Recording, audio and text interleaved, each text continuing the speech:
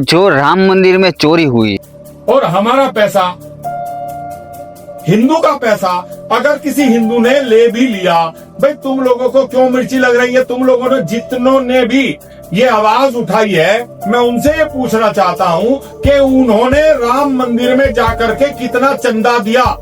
राम मंदिर के अयोध्या में करीब करीब 200 करोड़ का चंदा चोरी हो गया है। So welcome back to Hardik unfiltered. आ गया हूँ एक नया एपिसोड में। और गुजराती भाइयों के लिए मन में एक सवाल होगा कि भाई हार्दिक भाई, आप गुजराती में वीडियोस बनाते थे और अचानक ऐसा क्या हो गया तो आप हिंदी में वीडियोस बनाने लग गए? तो भाई साहब, मैटर कुछ ऐसा हो गया कि जो मैं वीडियोस बनाता हूँ वो सिर्फ हमारे गुजरात तक ही सीमित नहीं है, वो पूरा देश का सवाल है और हर देशवासियों के समझ में गुजराती नहीं आता है। इसके लिए हमारे गुजराती भाइयों के साथ थोड़ा बहुत कॉम्प्रोमाइज़ करके हम गुजरातियों को हिंदी तो समझ में आता ही है, बट सबको गुजराती समझ में नहीं आता है। इसलिए हम हमारा पॉडकास्ट को, सोलो पॉडकास्ट को देश के सामने रखने के लिए हिंदी भाषा को प्रयोग कर रहे हैं। तो आज का टॉपिक मेरा ये है कि जो राम मंदिर में चोरी हुई है, राम मंदिर के अयोध्या में करीब करीब 200 करोड़ का चंदा चोरी हो गया है। बताया जा रहा है कि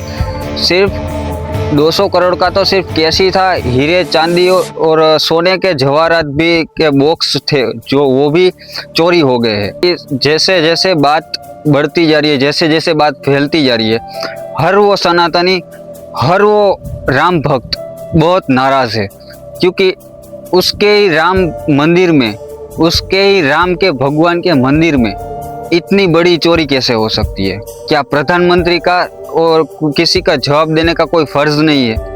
और जैसे जैसे बात फैलती जा रही है, सबके मन में एक ही प्रश्न आ रहा है कि ये कैसे हुआ, ऐसा तो कैसे हो सकता है? जब बात आती है इस मंदिर के ट्रस्ट की, तो इस ट्रस्ट को प्रधानमंत्री के कार्यालय द्वारा बनाया गया था। इस मंदिर के जो मेन ट्रस्टी है, जनरल सेक्रेटरी है, उसका नाम है चंपत राय।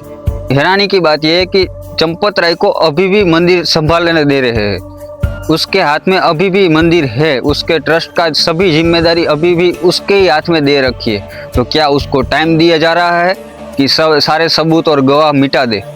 क्या उसको टाइम दिया जा रहा है कि इस चोरी को छिपाया जा रहा है? हर सनातनियों का ये सवाल है बड़ा कि ऐसा कैसे हो सकता है और इस आदमी को अभी तक क्यों रखा है?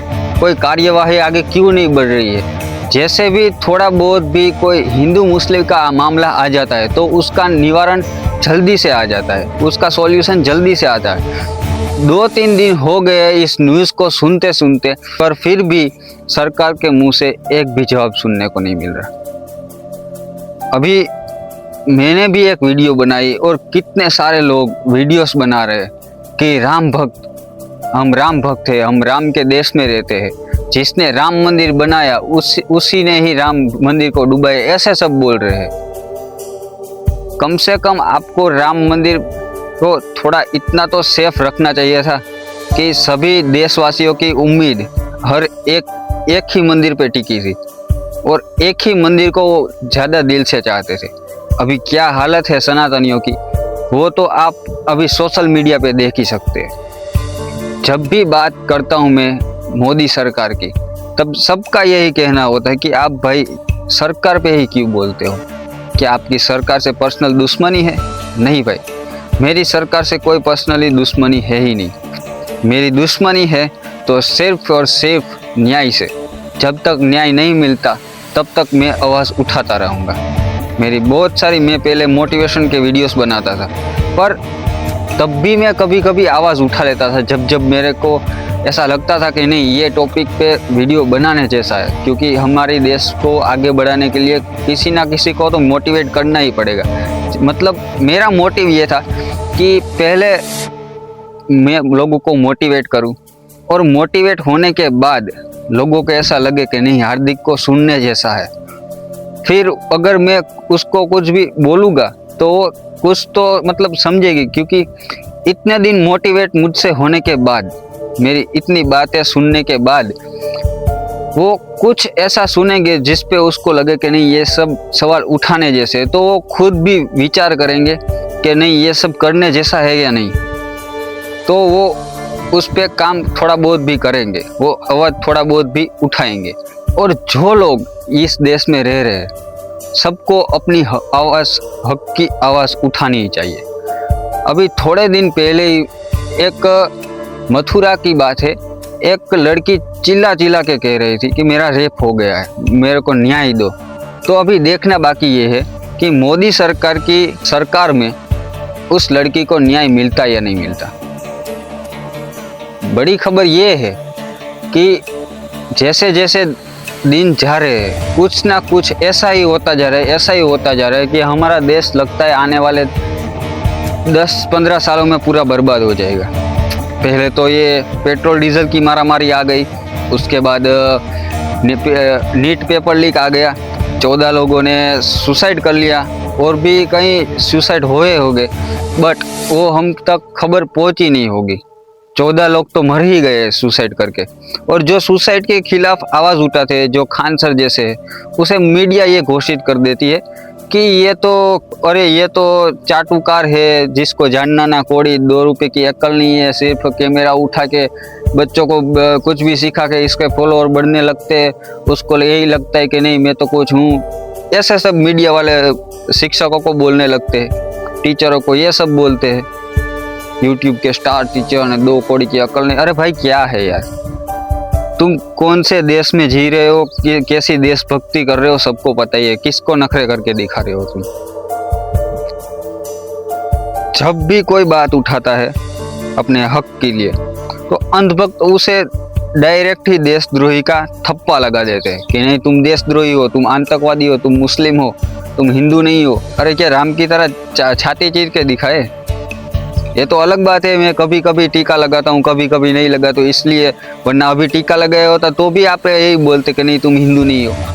क्योंकि हिंदू होने का मतलब यही है कि आप अगर हिंदू हो तो पहले तो आपका फर्ज ये है कि अपने लिए आवाज़ उठाओ। कृष्ण ने भी यही कहा था कि अपने हक के लिए लड़ना जायज़ है, वो कुछ भी हो जाए। मेरा मानना ये है कि युद्ध अपनों से भी होना, तो वो युद्ध अगर सत्य के पक्ष में हो तो हमें वो युद्ध करना चाहिए। अगर ये युद्ध सरकार के खिलाफ आज हमने नहीं किया तो आने वाले दिन में हमारा क्या होगा वो हमको भी नहीं पता। डॉलर 95 रुपीज़ से पार कर जा रहा है, जो 2014 में 70 रुपीज़ पार नहीं कर पाता था, वो अभी 95 के पार है। इस पे आप हमारा सबका क्या कहना है? जब जब डॉलर का भाव बढ़ेगा उसी तरह हमारे देश में महंगाई बढ़ेगी। क्यों नहीं बढ़ेगी? अभी अंधभक्त ये कहेंगे कि डॉलर बढ़ने से हमारा तो क्या ही हो जाएगा, हम पर क्या, हमारे देश पर क्या ही इम्पैक्ट पड़ेगा। तो भाई साहब, जो हम बाहर से आइटम मंगवाते हैं, कुछ भी चीज़ें मंगवाते हैं, तो उसको हमें इंडियन रुपीस में देना पड़ता है। अभी जो 2014 में हमको जो 70 रुपीज़ देने पड़ते थे उसकी जगह हमको 95 प्लस देने पड़ेंगे। अभी ओबियसली सब चीज़ महंगी होगी, तो इसी तरह महंगाई की मार बढ़ती रहेगी जब तक हमारे सरकार कुछ बदलाव नहीं लेगी। हाँ, बहुत सारे बदलाव आए, आवास योजनाएं आई, फिर जो हेल्थ केयर के मामले में है वो 5 लाख तक का कार्ड बनाया, वो भी बहुत काम आता है लोगों को। ऐसा नहीं है कि सिर्फ बीजेपी का विरोधी है, उसने भी बहुत सारे अच्छे काम भी किए हैं। उसके सामने एक और मुद्दा आपके सामने रखूँ तो मुद्दा वो निकल के आता है कि हमारे देश का अभी कर्ज कितना है। हमारे देश पे किसी को आइडिया नहीं है कि अभी हमारे देश पर कितना कर्ज ज़्यादा बढ़ गया है 2014 के मामले से। इस पे हमको कोई चर्चा नहीं, बस हमारे पास क्या आ रहा है, हमारा क्या हो रहा है वो ही देखना है, और जो नहीं हो रहा है उसको नहीं देखना है, और जो हो रहा है कितना अच्छा हो रहा है कितना बुरा हो रहा है उस पर कोई ध्यान नहीं। सिर्फ 1-2 चीज़ अच्छी कर दो तो सब उसके पीछे लग जाते हैं। पर इसके मामले में धर्म पे बात आती है तो हर किसी का ईगो हर्ट हो जाता है।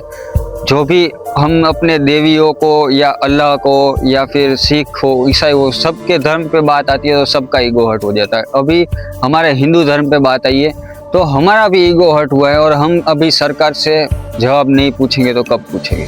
अब देखने को ये रहा कि कब तक ये जो उसके राम मंदिर के सेक्रेटरी है उसको कब तक उस सीट पे अभी भी बिठाया जाएगा, कितने दिन तक बिठाया जाएगा और क्या होगा वो अभी देखने का है कि कितने टाइम में इस चोरी का रिजल्ट आएगा, क्या आएगा, कौन पकड़ा जाएगा, सबको वेट रहेगा।